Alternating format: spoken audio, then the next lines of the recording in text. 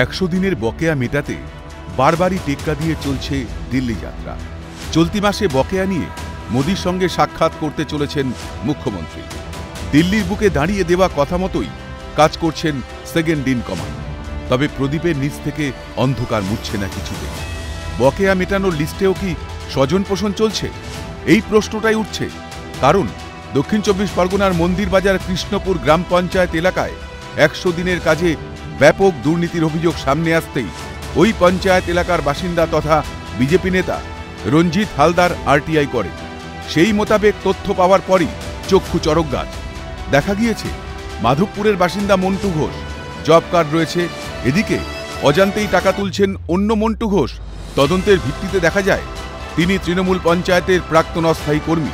আদালতের তরফে মন্দিরবাজার থানায় এফআইআর এর নির্দেশ দেওয়া হয়। এইগুলো দেখা যেমন যে বেনিফিশিয়ারি আছে তাদের সবাইকে গিয়ে দেখাতে থাকি যে কোনগুলো সত্যি কোনগুলো মিথ্যে।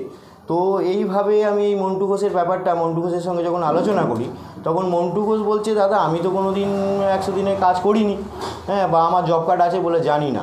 মন্টু ঘোষ বাবা হচ্ছে সমর ঘোষ, কিন্তু পয়সাটা তুলছে মন্টু ঘোষ বাবা কমল ঘোষ। আর ওই টাইমেই মন্টু ঘোষ হচ্ছে পঞ্চায়েতে অস্থায়ী কাজ করতো।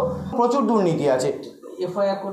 হ্যাঁ, আর এই যে ব্যাপারটা জানার পরে তারপরে আমরা অনেক জায়গাতে বললাম, জানালাম, কোনো অ্যাকশন নিল না। লাস্টে আমরা কোর্টের দ্বারস্থ হলাম। ঘটনার সম্পূর্ণ তথ্য হাতে পেয়ে আদালতের দ্বারস্থ হন বঞ্চনার শিকার হওয়া মন্টু ঘোষ।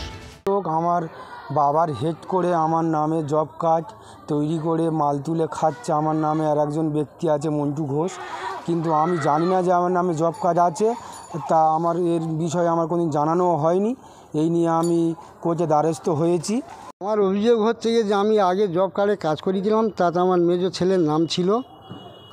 সেই টাকাটা জব কার্ডের টাকাটা কমল ঘোষের ছেলে মন্টু ঘোষের নামে সেই টাকাটা ওঠে, তার ওরা টাকাগুলো খায়।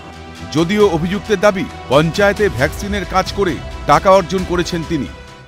জব কার্ড আমি কোনোদিন পাইনি হাতে, আমার নামে ছিল। তো আমি তো ওই পঞ্চায়েতে ভ্যাকসিনের কাজ হয়, তখন আমাকে ক্যাজুয়াল হিসাবে ভ্যাকসিনের কাজে নিয়েছিল। সেই হিসাবে আমাকে ওই জব কার্ডের টাকা প্রুফ করুক কোন মন্টু ঘোষ। আমার মন্টু ঘোষ, আমার আধার কার্ড, আমার অ্যাকাউন্ট নাম্বার, আমার সব একে আছে। সেটা অফিস বলবে, অফিস কি করছে না করছে। না, আমার জব কার্ড নেই। তাহলে আপনি জব কার্ড নেই তো আপনার? আমি কাজ করেছি, টাকা পেয়েছি, ঠিক আছে। কিভাবে কে টাকা দিয়েছে সেটা আমার দেখার দরকার। ঘটনা নিয়ে নানা প্রশ্নের মুখে পড়তেই সাফাই তৃণমূলীদের গলায়। তার টাকা তার অ্যাকাউন্টে। ভ্যাকসিনের খাতে কিভাবে টাকা দেওয়া যায়? ভ্যাকসিনের টাকা যদি বা সেই সরকারি যে প্রকল্প থাকে সেখানে সে পাবে, সেটা নিয়ে তো সে কাজ করবে, তার বিনিময়ে সে গভর্নমেন্ট তার যতটুকু পারিশ্রমিক সেইটুকু সে পাবে। এরকম হয়ে থাকে, সে সঠিক তদন্ত হোক, সে তাদের হচ্ছে শাস্তি পাবে। এটা নিয়ে দ্বিমতের কোনো গল্প। দুর্নীতি থাকে, দোষী সাব্যস্ত হয়, সেই টাকা যেন ফেরত আসে। পঞ্চায়েত ভোটের আগে শাসক বিরোধী দুপক্ষই সুর চড়িয়েছে আবাসের বঞ্চনা নিয়ে। আসন্ন লোকসভা ভোটের আগেও যে এই ইস্যু জোরালো হতে চলেছে তা বলাই বাহুল্য। সবকিছুর মাঝে বঞ্চনার শিকার আমজনতা। সৈকত ঘোষের রিপোর্ট, ক্যালকাটা নিউজ।